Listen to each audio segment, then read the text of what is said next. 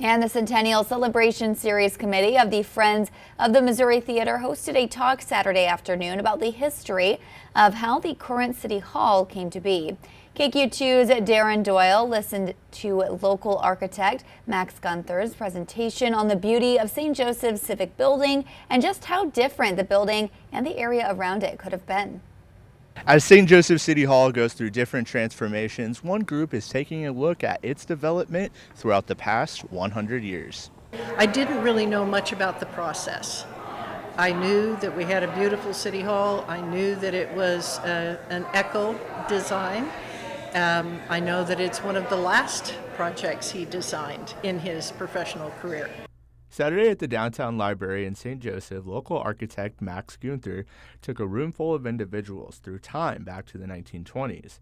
He told the story of St. Joseph's journey with building a city hall and how we got the one we know today. One of those in attendance for his presentation was someone who knows City Hall quite well, St. Joseph Historic Preservation Planner Kim Schutte. Schutte loved Gunther's presentation and felt she was able to come away with new knowledge and ideas on City Hall. I knew that there were all the different plans, but I hadn't researched all of them, so it was wonderful to see him kind of go through those and everybody's different ideas, and Mr. Moss's idea of, hey, buy my house and that kind of thing. He just presented it so well and so concisely.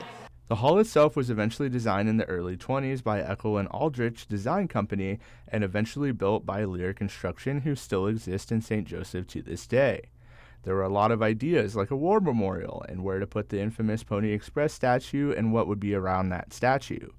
Knowledge to celebrate the lead up to the 100-year anniversary in 2027 of City Hall and the Missouri Theater.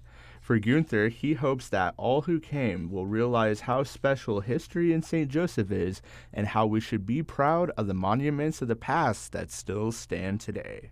I feel like St. Joseph City Hall and Missouri Theater are two of the most outstanding theaters and city halls in the Midwest, maybe in the country.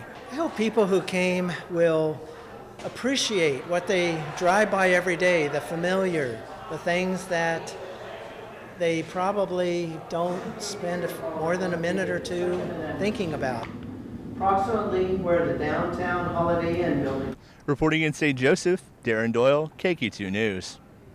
There are more talks in this centennial celebration planned later in the year. For more information, visit the article on our website, kq2.com.